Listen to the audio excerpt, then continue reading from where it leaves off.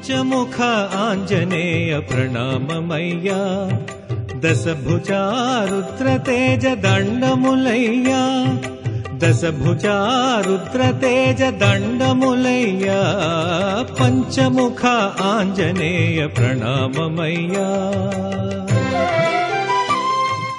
దక్షిణే లక్ష్మణో యస్య వామే చ జనకాత్మజా పురతో మారుతిర్యస్య తం వందే రఘునందనం ఆంజనేయం మహావీరం బ్రహ్మ విష్ణు శివాత్మకం బాలార్క సదృశాభాసం రామదూతం నమామ్యహం. శ్రీరామదూతం నమామ్యహం. శివాయ గురవే నమః. శ్రీమాత్రే నమః. శ్రీ విష్ణురూపాయ నమః శివాయ. శ్రీరామ జయ రామ జయ జయ రామ. ఆంజనేయ స్వామి వారి యొక్క చరిత్రని అగస్త్య మహర్షి రామచంద్రమూర్తికి వివరిస్తూ ఉన్నారు. ఆ సమయంలో హనుమంతుడు సూర్యుని వద్ద విద్య నేర్చుకున్నాడు. తద్వారా ఆయన వేద విద్యలోనూ ఇతర శాస్త్రముల్లోనూ మహాపండితుడయ్యాడు అనే విషయాన్ని ప్రస్తావించి హనుమంతుడు జ్ఞానస్వరూపుడు అనేటువంటి భావాన్ని ఇందులో ప్రతిష్ఠించడం జరిగినది. కనుకనే విద్యాధిదేవత, జ్ఞానాధిదేవత, శబ్దాధిదేవత ఆంజనేయ స్వామి వారు. ఇది దీని ద్వారా మనం గ్రహించవలసిన ప్రధానమైన రహస్య విషయం. అంతేకాకుండా ఇక్కడ రామాయణంలో లేదు సూర్యుని యొక్క పుత్రిక అయినటువంటి సువర్చలను హనుమంతుడు వివాహమాడాడు అని, కానీ ఇతర శాస్త్రాల్లో విషయం కనబడుతున్నది. పైగా హనుమంతుని ఉపాసన అనేది అనేక యుగాలు సాగినది. రామావతారానికి హనుమద్ అవతారానికి పూర్వం కూడా హనుమద్ ఉపాసన ఉన్నట్లుగా ఋషుల యొక్క గ్రంథముల్లో మనకు తెలుస్తున్నాయి. అంతేకాదు అటు తర్వాత కూడాను రామాయణం పూర్తయిన తర్వాత కూడా హనుమద్ ఉపాసన ఉంది. ఎందుకంటే ఉత్తర రామాయణంలో వస్తున్నది రామచంద్రమూర్తి అందరినీ కూడా వైకుంఠానికి తీసుకువెళ్ళినట్లు, హనుమంతుడిని మాత్రం మిగిల్చినట్లు. దానికి హనుమంతుడు పెట్టిన షరతు ఏమిటంటే నీ కథ భూమి ఉన్నంతకాలం నేను ఉంటాను అని ఆంజనేయ స్వామి చెప్పినట్లు కూడా శాస్త్రమందు కనబడుతున్నది. ఇలాగా హనుమంతుడు శాశ్వతంగా ఉన్నటువంటి దైవం. అందుకే ప్రత్యక్ష వరదాయక, ప్రత్యక్ష దైవం అంటారు. హనుమద్ ఉపాసన చేసినప్పుడు అత్యంత శీఘ్రంగా అనుగ్రహిస్తాడట స్వామి. అందుకే ప్రత్యక్ష వరదాయక అని పేరు ఆయనకున్నది. ఎందుకంటే ఇప్పటికీ భూమి యందు ఉన్నాడు. ఎక్కడ అంటే గంధమాదన సంచారి, గంధమాదన పర్వతంలో హిమవత్ పర్వత శ్రేణిలో ఉన్నారు. బదరికాశ్రమానికి కొంత దూరంలో ఉన్నది ఈ గంధమాదన పర్వతం. ఇక్కడికి వెళ్ళడం మహా కష్ట సాధ్యం, ఈ రోజుల్లో మరీ కష్టం. అసలు మహాభారత కాలంలో పాండవులు ఆ గంధమాదన పర్వతం సమీపానికి వెళ్ళినట్లు చెప్పబడుతున్నది.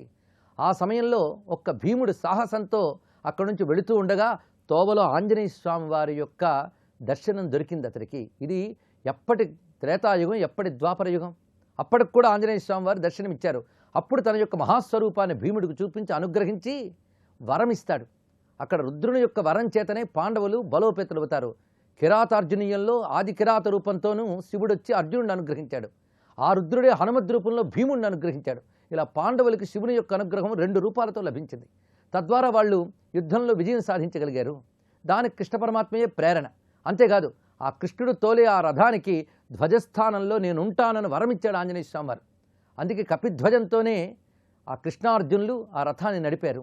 ఆ ధ్వజమనందు ఉన్నటువంటి రుద్రతేజమైన హనుమంతుని యొక్క ప్రతాపశక్తి అర్జునుడికి ఆశీర్వచనంగా ఉన్నది. ఈ విషయమంతా మహాభారతంలో చాలా చర్చగా ఉంటుంది. కనుక మహాభారత కాలం నాటికి కూడా హనుమద్ ఉపాసన విషయం ఉన్నది. ఆ తర్వాత కాలంలో నిన్న మొన్నటి వరకు కూడా అనేక మంది యోగులు ఇప్పటికీ శుద్ధ చిత్తంతో భక్తితో కొలిచి ఆ గంధమాదన పర్వత ప్రాంతాలను ఆంజనేయ స్వామిని దర్శించిన వారు ఉన్నారు. చూడగలగాలే కానీ స్వామి ఎప్పుడైనా అనుగ్రహిస్తాడు. పరీక్షా దృష్టికి దొరకడాయినా భక్తి దృష్టికి దొరుకుతాడు. మన ముందు కనబడి రుజువు చేసుకోవలసిన అవసరం ఆయనకి లేదు. భక్తుడికి మాత్రమే ప్రత్యక్షం చేసుకోవాలన్న తపన ఉంటుంది. అలా తపన ఉన్నవారికి కనబడతాడు. మొత్తానికి ఆంజనేయోపాసనలోని సత్య విషయములు చెప్పుకుంటూ వస్తూ ఉన్నాం గారికి సందర్భం వచ్చింది. ఇప్పుడు సువర్చల ఆంజనేయ విషయం మనం ప్రస్తావన చేసుకున్నట్లయితే ఇక్కడ సువర్చల అనేది గమనించినట్లు ఉపాసనలో ఎప్పుడు శక్తి సహిత ఉపాసన అనేది ఒకటి ఉంటుంది. ఒక దైవాన్ని శక్తి సహితంగా ఉపాసించడం ఒక విధానం, ఇంకోటి బ్రహ్మచర్య భావనతో ఉపాసించే విధానం. ఒక్కొక్క దానికి ఒక ప్రత్యేకత ఉన్నది. అలాగే శక్తి సహిత ఉపాసన ఇహము పరము రెండూ కూడా లభింపజేస్తుంది. కనుకనే ఆంజనేయ స్వామి వారిని బ్రహ్మచారిగా ఉపాసించిన వాళ్ళు ఉన్నారు, గృహస్థుగా ఉపాసించిన వాళ్ళు ఉన్నారు. కొందరు దృష్టిలో రామాయణంలో హనుమంతుడు బ్రహ్మచారి, ఇందులో సందేహమేమీ లేదు. కానీ కొందరు దృష్టిలో రామాయణంలో కూడా హనుమంతుడు గృహస్థే. మరి హనుమంతుడి భార్య పేరు ఎక్కడా చెప్పలేదండి అంటే చాలామంది భార్యల పేర్లు చెప్పలేదు వాల్మీకి. ఎందుకంటే ఆ కథకి అవసరం లేదు కనుక చెప్పలేదు. అంత మాత్రం లేదని చెప్పడానికి లేదు. మరి బ్రహ్మచారి అని మాత్రం చెప్పాడు కదా, అంటే చెప్పాడు. మరి అది ఎలా సమంజసం గృహస్థ అనడం అంటే రాముణ్ణి కూడా బ్రహ్మచారి అన్నాడు ఆయన. దీనికి ఒక విశేషం ఉన్నది. వివాహమాడి కూడా నియమబద్ధమైన జీవితం గడుపుతూ కొన్ని నియమాలకు లోబడి ఉన్నట్లయితే వారిని ప్రాజాపత్య బ్రహ్మచారి అని అంటారు. వివాహం తర్వాత కూడా కొన్ని బ్రహ్మచర్య నియమాలు ఉంటాయి, అది పాటించే వాళ్ళని ప్రాజాపత్య బ్రహ్మచారి అంటారు. ఆ విధంగా హనుమంతుడు ప్రాజాపత్య బ్రహ్మచారి అని, ఆయనకు సువర్చల అనే భార్య రామాయణ కాలంలో కూడా ఉంది అనుకున్న దోషమేమూ లేదు, కానీ ఉందనడానికి ఆధారం కనిపించట్లేదని బ్రహ్మచారిగా ఉపాసించినా తప్పేమీ లేదు. కనుకనే ఇప్పుడు అంత మాత్రానికి సువర్చల భావాన్ని మనం పక్కన పెట్టవలసిన అవసరం లేదు. ఎందుకంటే ఉపాస్యమూర్తిగా అని సువర్చలాపతే. ఇక్కడ మనం భావాన్ని పరిశీలిద్దాం. సువర్చస్సు, మంచి వర్చస్సు అని అర్థం. వర్చస్సు అంటే కాంతి, ప్రకాశము. సాధారణంగా తపస్సు వల్ల, విద్య వల్ల వచ్చినటువంటి దానికి వర్చస్సు అని అంటారు లోకంలో. బ్రహ్మవర్చస్సు అండి అంటారు. బ్రహ్మవర్చస్సు అంటే వేదాభ్యాసం వల్ల, ఆ వేదము నిరంతరం అనుసంధానం చేయడం వల్ల, పవిత్రమైన ఉపాసన వల్ల అతడి ముఖంలో ఒక తేజస్సు వస్తుంది. ఇది ఉపాసన బలంతో వస్తుంది. అలాగే పవిత్రమైన విద్యను నేర్చుకోవడం వల్ల ముఖంలో ఒక వెలుగు వస్తుంది. అలాగా ఇన్ని విద్యలు నేర్చుకున్నాడు, సూర్యుని ఉపాసించాడు. సూర్యోపాసన చేయడం వల్ల, ఇన్ని విద్యలు నేర్చుకోవడం వల్ల ఆ విద్యాపరమైన ఒక వర్చస్సు ఇతడికి వచ్చింది. అయితే విద్యలు ఎవరి వల్ల వచ్చాయనికి? సూర్యుని వల్లనే వచ్చాయి కదా, సూర్యుని అనుగ్రహం వల్లనే వచ్చాయి. అలాగే ఆ వర్చస్సు కూడా సూర్యుని అనుగ్రహం వల్లనే ఆంజనేయునికి వచ్చినది. అందుకే సూర్యపుత్రిక సువర్చస్సు, ఇది భావన. దేవతలు ఎప్పుడు కూడా తత్వస్వరూపులు, ఇది తెలుసుకోవాలి. అంతేగాని ఒక కథ, ఒక పాత్ర, ఒక రూపము, ఒక కొడుకు, ఒక కూతురు, ఒక పెళ్ళాం, ఈ అర్థంతో చూడకూడదండి. అవన్నీ తత్వములు తత్వములు తత్వములు. ఈ మాట మనం అనేక మార్లు చెప్పుకుంటూ వస్తున్నాం. అందుకే సూర్యుని వల్ల వచ్చినటువంటి విద్యా సంబంధమైన ఏ వర్చస్సు ఉన్నదో ఆ వర్చస్సు వర్చస్సు, అది మంచి వర్చస్సు, అది మామూలు వర్చస్సు కాదు. అది లోకాలకి క్షేమం కలిగించే వర్చస్సు కనుక సువర్చస్సు. ఆ సువర్చస్సు అనే శక్తికి మనం ఒక రూపాన్ని భావన చేస్తే ఆవిడే సువర్చల. ఇది ఉపాసనా పరంగా ఆ సువర్చల ఆంజనేయుని భావించడం అంటే ఆ విద్యాస్వరూపుడుగా స్వామిని, విద్య యొక్క తేజస్వరూపంగా సువర్చలాదేవిని కలిపి మనం ఆరాధిస్తున్నాం అనే తత్వాన్ని ఇక్కడ మనం తెలుసుకోవాలి.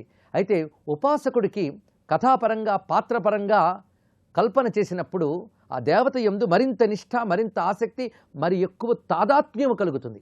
ఆ తాదాత్మ్యం చేతనే పాత్రల్ని పెడతారు. లేకపోతే గణపతికి సిద్ధి, బుద్ధి అని ఇద్దరు భార్యలు అనగానే దానికి ఒక కథ ఉంది మనకి. కానీ అక్కడ స్పష్టంగా తెలుస్తోంది సిద్ధి, బుద్ధి, ఈ రెండు కూడా రెండు శక్తులు. ఈ రెండు శక్తులు ఉంటేనే విఘ్నాలు దాటిపోయి మనం కైవల్యాన్ని పొందగలం అనే విషయం తెలుస్తూనే ఉంది అక్కడ. అలాగే సిద్ధి, బుద్ధి అనే శక్తులకే అక్కడ ఎలాగైతే రెండు రూపాలు కల్పన చేశారో అది ఉపాసనాపరమైనది. కల్పనడానికి కూడా లేదు, భావన అంటే సరిపోతుంది, దర్శనం అంటే ఇంకా సరిపోతుంది. అదేవిధంగా సువర్చలాంజనేయం అంటే ఇది భావన, ఇది తెలుసుకోవాలి. అలాగని సువర్చలా సమేత ఆంజనేయుడు లేడా అంటూ ఉన్నాడు. ఇలా ఉపాసించే వారికి ఆయన సత్యమే. ఇది తెలుసుకుని ఇప్పుడు కూడా సువర్చలాంజనేయ ఉపాసన చేస్తున్న వాళ్ళు ఉన్నారు. ఆ ఉపాసనా సంప్రదాయ ప్రకారంగా ఇది సత్యము. అంతేగాని రామాయణ ప్రకారంగా ఇది అసత్యం అనడానికి కూడా లేదు. రామాయణంలో ఈ ప్రస్తావన లేదు, అనవసరం. కానీ హనుమంతుని యొక్క సువర్చస్సు మాత్రం కనిపిస్తూనే ఉంటుంది రామాయణంలో మనకి. కనుక అక్కడ కూడా సువర్చస్సుతోనే ఉన్నాడు ఆయన, సువర్చలతోనే ఉన్నాడని భావించినంత మాత్రమే తప్పేమీ లేదు. అన్వయం ఎలా చేసుకోవాలో తెలియాలి. మన భారతీయ సనాతన ధర్మం విస్తారంగా ఉంటుంది. ఒకవైపు ఉపాసన, ఒకవైపు లౌకికమైన ఇతివృత్తాంతం, మరొకవైపు ధర్మము, మరొకవైపు యోగము, మరొకవైపు యాగము, మరొకవైపు మరికొన్ని రహస్యాలు, ఇన్ని కలిసిపోయింటాయి. జ్యోతిశాస్త్ర రహస్యాలు ఉంటాయి.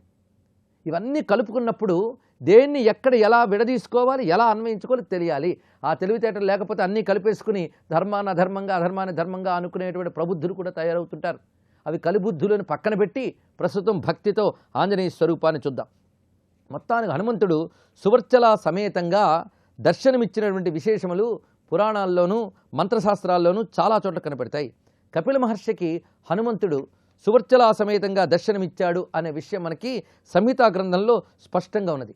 అందుకే బ్రహ్మచారిగానే కాకుండా శక్తి సమేతంగా ఇతను ఉపాసించినట్లు సంహితా గ్రంథములు ప్రమాణం. తతో విమలదేహస్య గాలస్య విమలాత్మన సువర్చల సమేత శ్రీ హనుమద్వాదశాక్షరం మంత్రరాజమితి ఖ్యాతం దిష్టవాన్ కరుణానిధి. ఇక్కడ చెప్పబడుతున్నది ఏంటంటే సువర్చల సమేతుడైన ఆంజనేయ స్వామికి సంబంధించిన ద్వాదశాక్షరి మంత్రాన్ని ఉపాసన పొందాడు మహర్షి అని చెప్తున్నారు. ఇక్కడ పుష్కరుడనే మహర్షి గాలవుడనే వాడికి మంత్రోపదేశం చేసినట్లుగా ఉన్నది. అదేవిధంగా కపిల మహర్షికి ఇచ్చినటువంటి దర్శనం కూడా ఉష్ట్రవాహనారూఢుడై, అంటే ఒంటెపై కూర్చొని ఈయన దర్శనమిచ్చేట. కౌశేయ పరిధానంచ, కౌశేయ పరిధానం అంటే పట్టు వస్త్రాన్ని కట్టుకున్నాడు. మందస్మితాం సువర్ణాభాం సూర్యపుత్రీం సువర్చలాం, చిరునవ్వు నవ్వుతున్నటువంటి సువర్చలాంబ సమేతుడై గోచరిస్తున్నాడు. ఎలా ఉన్నాడంటే పార్వతీ సమేతుడైన శంకరుని వలె ఉన్నాడు అనే మాటను కూడా ఇక్కడ వర్ణించారు. ధ్యాయంతి హృది భర్తారం పార్వతీమేవ శంకరం. పార్వతీదేవి శివుణ్ణి ఎలా ధ్యానిస్తుందో సువర్చలాదేవి హనుమంతుని అలా ధ్యానిస్తున్నది. అనగా ఇక్కడ ఆంజనేయుడు సువర్చల ఈ రెండు శక్తులు కూడా శివశక్తుల రూపంగానే భావన చేయడం జరుగుతున్నది. పైగా స్వర్ణరంభావనం, బంగారు రంగు కలిగినటువంటి అరటి తోటలట. ఉపాసనలో ఈ విశేషం ఉంటుంది. ఆ అరటి తోటల మధ్యలో ఉష్ట్రవాహనారూఢుడై అంగదుడు సుగ్రీవుడు మొదలైనటువంటి ఉపాసకులు సేవిస్తూ ఉండగా కొలువు తీరినటువంటి సువర్చలాంజనేయ స్వామి వారికి నమస్కారము. సర్వం శ్రీ సీతారామచంద్ర చరణారవిందార్పణమస్తు. జై వీర హనుమాన్.